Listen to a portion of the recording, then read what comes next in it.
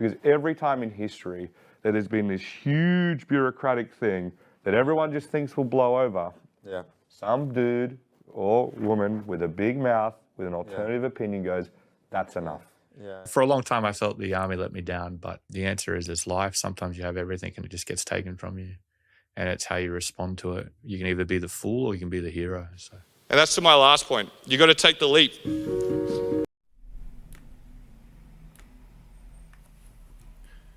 Welcome to Journal Entry 2 of the Founders Journal. The Founders Journal is a place where I have hard conversations and talk about the hard things that founders go through, whether that conversation is internal and introspective or it happened out in the world.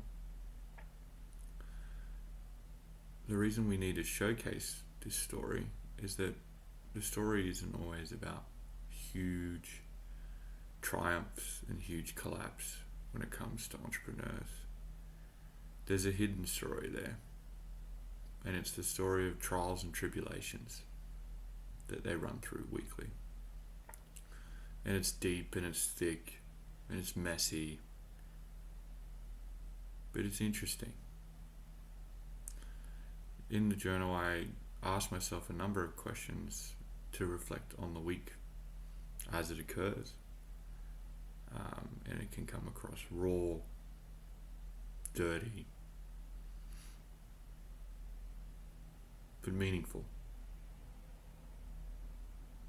There are a lot of hard things that occur in a day-to-day if you run and started a business. That doesn't mean that we're whinging about it, but we can learn, and we can learn from each other. So what was hard about this week? Sometimes hard can mean complex. It can also mean tricky. And it can also be extremely grey or abstract.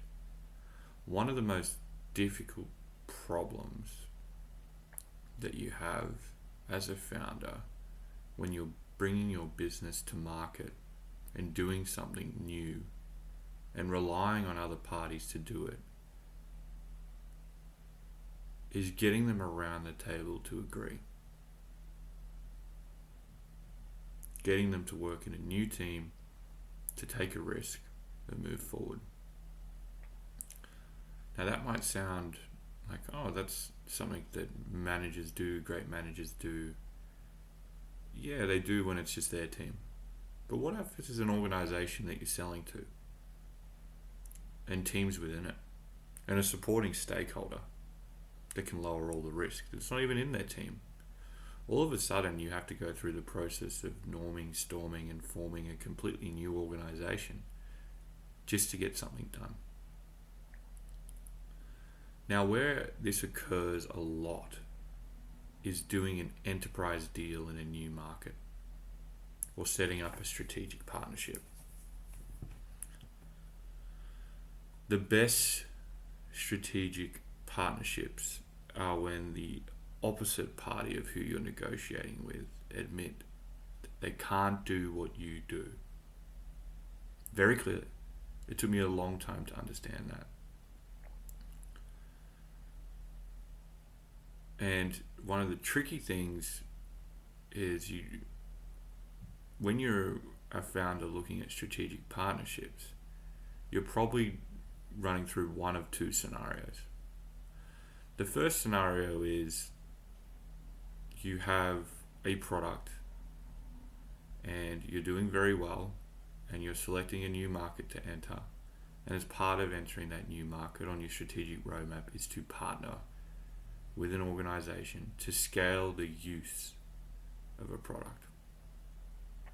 And you've got all the time in the world to negotiate because you're in a profitable position and your product has an absolutely outstanding advantage.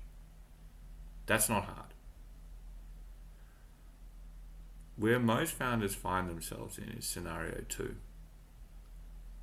If you're selling an enterprise product or a government product, B2B or B2G, You generally look at strategic partnerships when you've worked out direct sales isn't really cutting the mustard.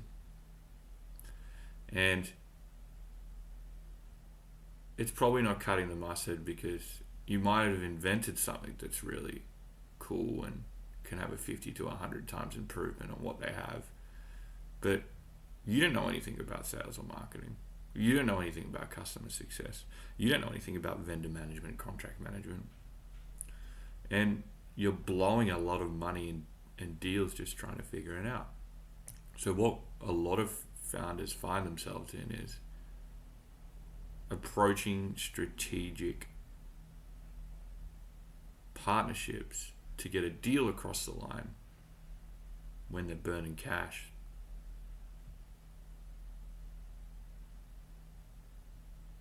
And you're running out of time. So, what was hard about the last week is that I found myself in one of those scenarios. And the partner that we were looking to work with is really interested in getting it done. But we're burning capital and our strategic deal is stuck. Now, if we get this deal through, it's a 5 to 50 million upside over the next few years for this particular founder, and a 50 to 350 million upside for the customer.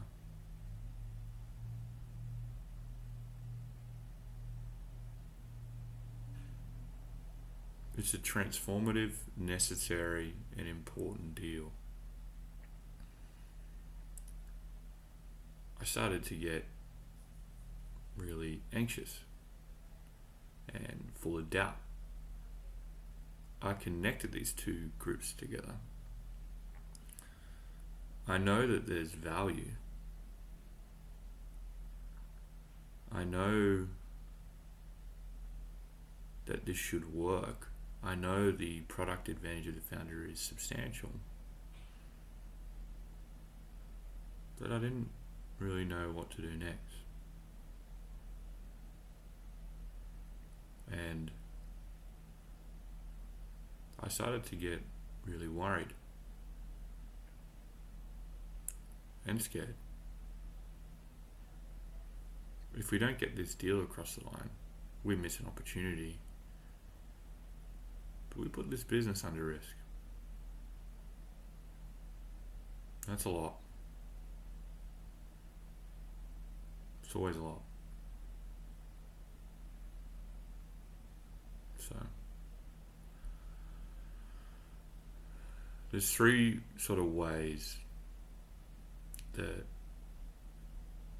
and so before we go into the ways, why is this occurring? Well, it might be easy as a founder to launch a new idea into a product or a concept, into an initiative, into a sale, if you're a founder.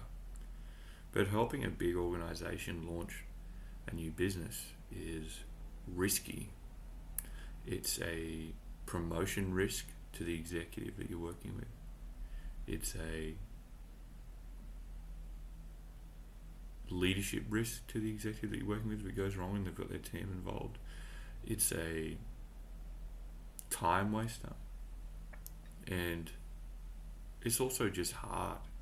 They don't have a whole bunch of people that specialize in doing something new.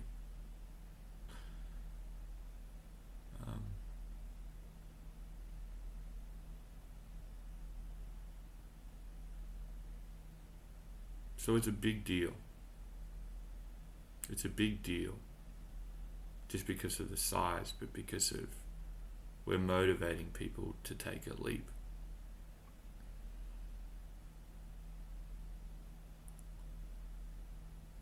And that's when I had the idea that I needed to be expendable.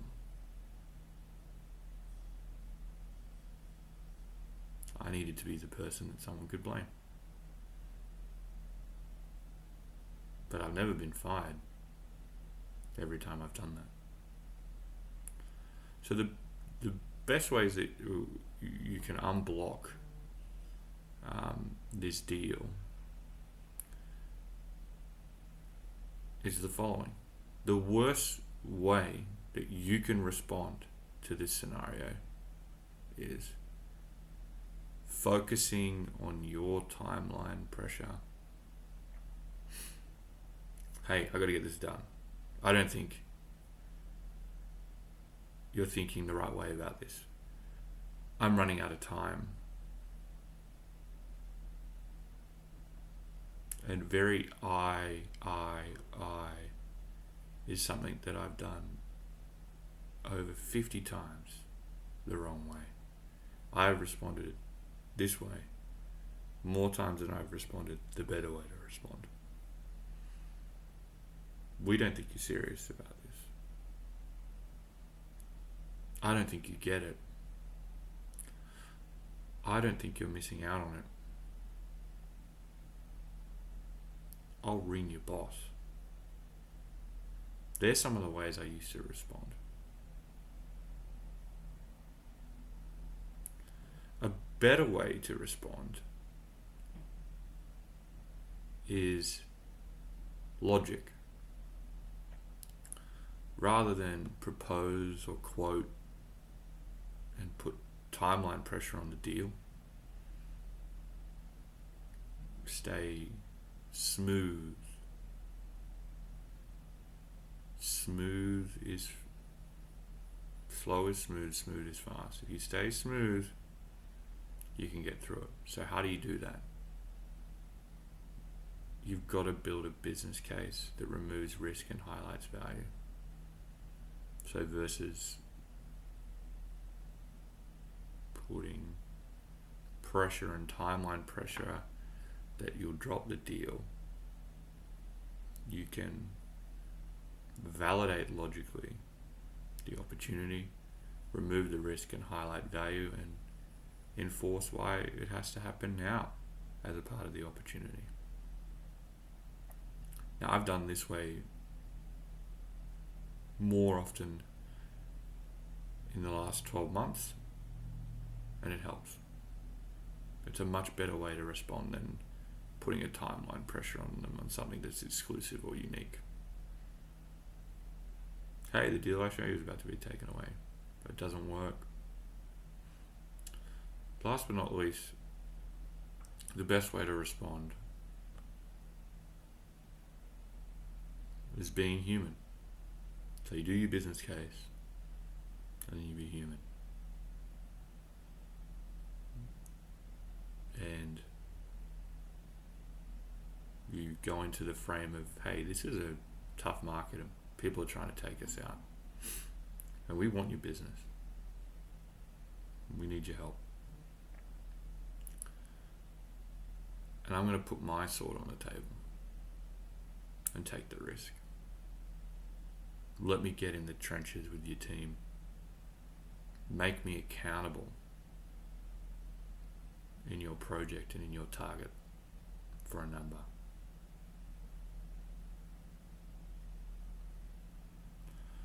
The concept of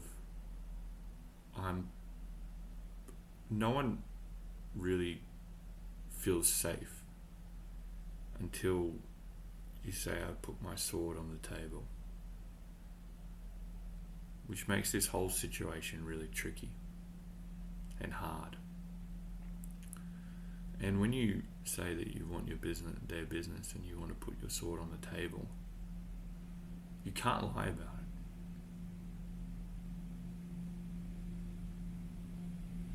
I was extremely nervous and excited by making that comment. But I'm also scared about what's going to happen. Can I take the time? Can I take the risk? Can I really deliver? Am I ready for another overseer? Do I really want to put in the time? How much of his team are difficult people? Am I going to be able to burden fighting forward but not having people fighting alongside me for the initial period until I get a beachhead? Is this the right organisation to partner with? Is this the right person that I should back?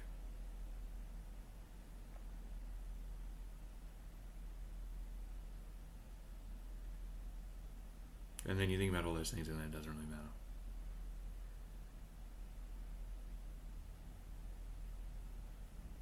Because you got to go anyway.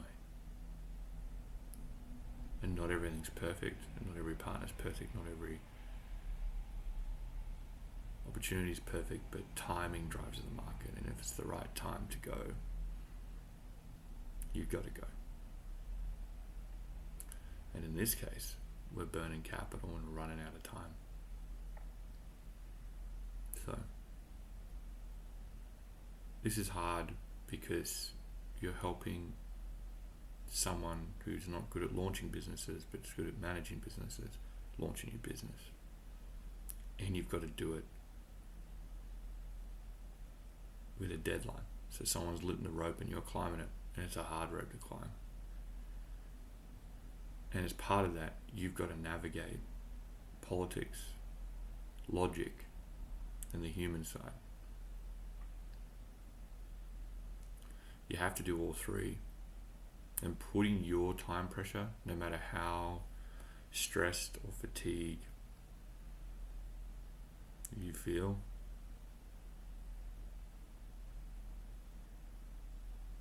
doesn't work. You can tell them what your scenario is, and you can tell them if you're fatigued and you're tired and you want this to work. But you're better off telling them that you're putting your sword on the table and you believe in what you're doing. And there's been heaps of times where I believe overall in what I'm doing, but I'm not sure if I've got this right. I'm not sure if these are the right people.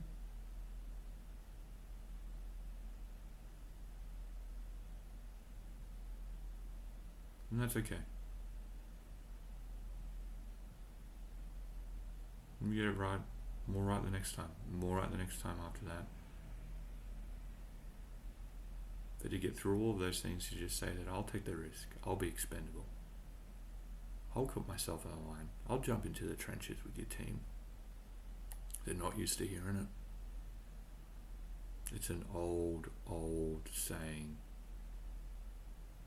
It's like, I'm not a mercenary. I'm on the quest. You can tell me where to go to make this work, and you can rely on me to do it. Getting through a tricky problem that's hard and complex, and then going into the unknown. Every time you do it, it gets harder to do, not easier to do. In here.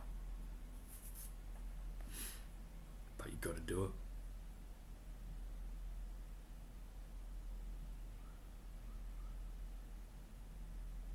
So what else are you going to do? No one's going to hire us. Not unless we change some of the things that are fundamental. So we're probably going to do it anyway. I know I am.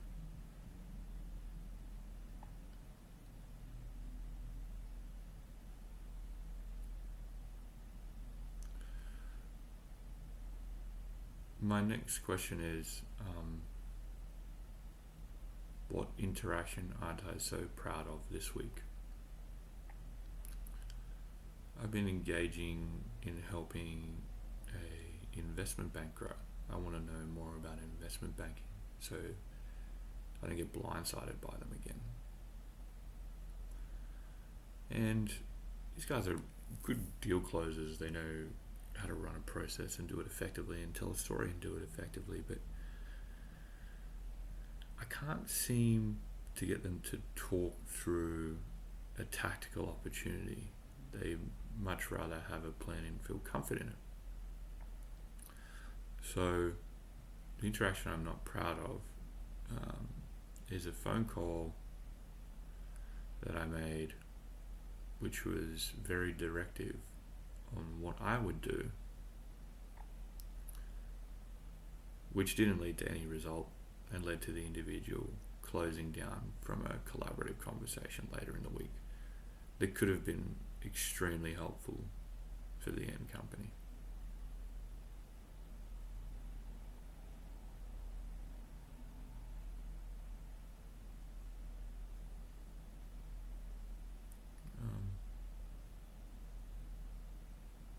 So I wasn't proud of being directive when someone just needed me to be supportive. The tactics can come when someone feels safe.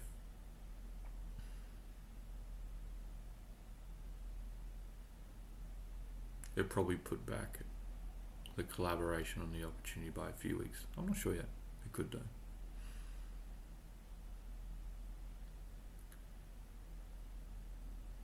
What interaction am I proud of?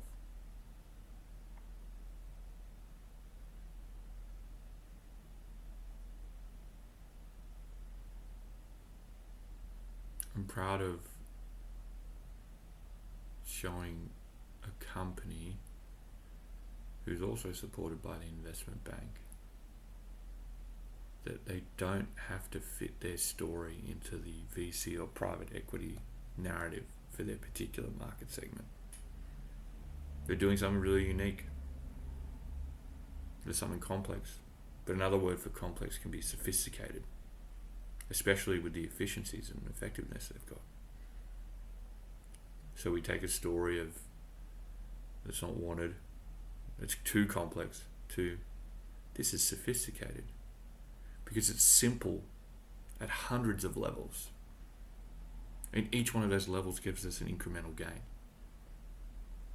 When someone says something complex, sometimes I just think, you're either telling the story the way people want you to tell it, and it's not the real story, or the people you're telling the story to are just fucking lazy. So you're telling the story to the wrong people. So I was really proud of that interaction and seeing that team respond positively and look like some pressure was relieved.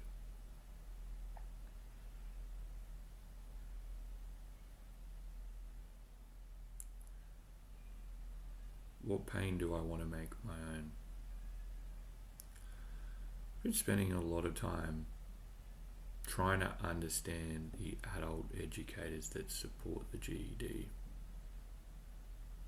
Now, I can't figure out if the adult educators are counsellors or teachers, all their own thing.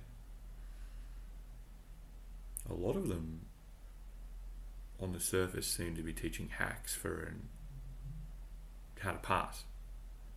And a lot of the time, they have really high EQ, and some of the time, it's not even a professional job. So here we have, hundreds of thousands of people that couldn't finish high school for, a reason or another. Meeting these individuals, and these individuals are somewhat between a skilled teacher, an adult educator, a coach, and a social services counsellor, or all of them. But one thing I do know is that they don't have access to the tools that could make them successful. And what I also know is, after I engaged a few of them, I really want to impress them. I believe they want me to be successful. I want to live up to that success. So the work that they're doing is warm and pure. So I want to help them. So I'm going to take on the educator pain. And how I'm going to do it is look at how I can use the testing results for the GED and line it up to their friction points in their learning journey. Okay, I didn't know that most of them are the first reference check for college or employment for most of their graduates. And they sit there and they write them, or they do the calls. They get paid for any of those things. Why do we have all these people that are helping people? They never get paid for it. All these other people that make money and they do nothing other than change ideas. This is a pain that I want to help with. the educator pain, the GED adult educator pain, and I want to raise these people up to where they belong. And it's going to hurt and it's going to be uncomfortable, but I think there is a path there.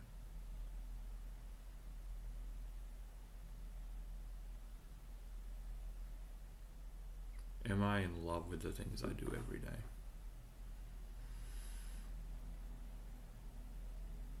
No. But I've now got myself on a better rhythm where I'm flow state 1 or 2 days a week with a focus on building. I have to build things. If I'm in just pure transactions, it's not interesting. If I'm not working with people to build them, it's not interesting. It's really hard for me to motivate, first timers and train them. It's getting harder to do that. Maybe because I've taken so much risk on people and it hasn't played out. So I reckon I'm about 20% of in love with the things I do every day. But I'm working on it. I'd love to get it to a healthy 60, healthy 65. Are my relationships nurturing my growth? Yes. I've just started a new partnership. I never had an inbound lead with you with me. Not once. I don't get it. I think it's because people don't want to address the real issue and we were addressing it front on. So if you send business our way, you sort of have to admit that if you were in the space or you didn't do something well, then it didn't work. But we didn't get an inbound lead. Not to me directly. But a Mammoth Hunter, it's like 5 a week. So what's really interesting is I have these people that are now nurturing the growth of me helping other founders because they think I can. I don't know enough about it, but it's positive. I haven't had positive business transactions with founders before, but I do now. I also have a partner that's helping me understand the importance of the work that I do. He's a pretty odd man. A lot of flaws. There's a lot of grooves in who they are and who they are.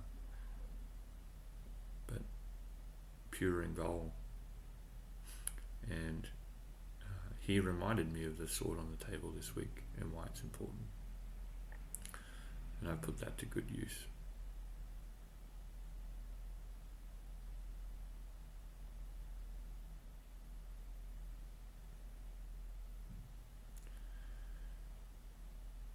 Who will be watching my back?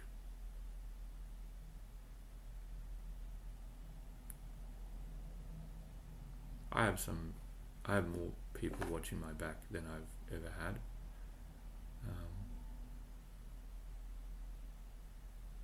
And I'm feeling safer, but I'm still on edge. I don't have enough to talk about on this question yet. Hopefully I have more soon. Who would I love to serve? I would love to serve these adult educators. I would love to help more founders that are approaching these strategic deals that need them to transform. They're generally at about 5 to 15 million. They don't know what to do. The business model isn't working. But I can get them there. I know I'm good at that. What can't I do?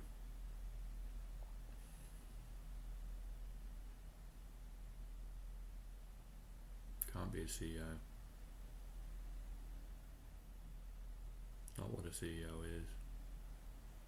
Not interested in it. Really not.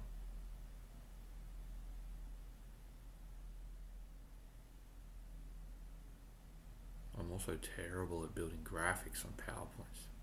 I don't know how to do it. It's fundamentally boring. I also don't know how to spatially change the structure of a gym to make it better. And all the things I can't do, but those ones really jumped out this week. Do I really want this? getting that energy around putting your sword on the table can drive me forward. I really, really want to be expendable for people that are worried, that are scared. I think I can help them. How am I changing the world? I think this deal is going to make the UK more protected from threats, especially cyber. Would I want to live in the world I create? Not yet. I haven't moved the dial enough. I've got to help these educators. There's a few more founders I need to take a bet on. I was really fascinated this week over all these founders that are getting to like 5 to 10 million in revenue and want to sell. And I asked them if they've done yet. Why is it a numbers conversation? They all seem to be around the same point, and ask them if they've done them. But they're not done. They're tired. It's hard. It's a hard year.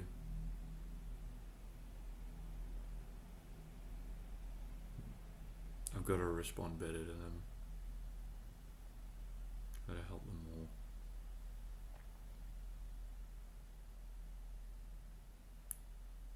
That's my journal entry number 2. When you're stuck in a deal, but it's transformative and necessary and important, remember the worst way to respond is make your timeline their timeline and make them feel bad. A better way to respond is logic. Here's why it's valuable and here are the risks. And the best way to respond is to put your sword on the table. Let them know you're expendable and you'll take the risk. You'll get in the trench in the unknown with their team and their customers. And you'll see it through. Because it is a big risk for them. And it could go wrong. Very wrong. And what else are you going to do? Sit at home. Enjoy balance. Balance will come. But if you're trying to change the world, you've got to keep putting yourself in the stickiest and trickiest fights. And the stickiest and trickiest and the darkest always have a deadline. And it always feels impossible. But you can do it. You can do it by putting a safety bubble over who you work with. Letting them know you're expendable. And telling them you can put your sword on the table. And you'll take the risk. Because that's what we do. Great people do. And it's gonna hurt. And every time I've been scared of what's going to happen next. But I've been more scared of not doing it.